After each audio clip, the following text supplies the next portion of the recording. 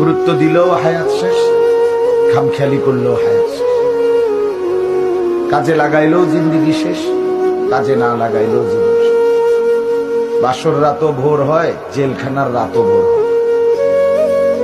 কষ্ট আর মুসিবতের রাতও শেষ হয়, আনন্দ আর ফুর্তির রাতও শেষ হয়।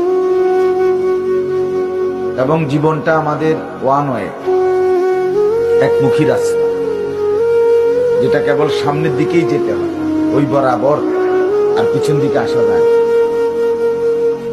এইখানে আমরা যারা কল্পনা করেন, আমরা যারা বসেছি, কেউ ইচ্ছা করলে আজকের দুপুরে আমরা আর ফিরে যাইতে পারবো? কোন সুযোগ, কোন যোগ্যতায়?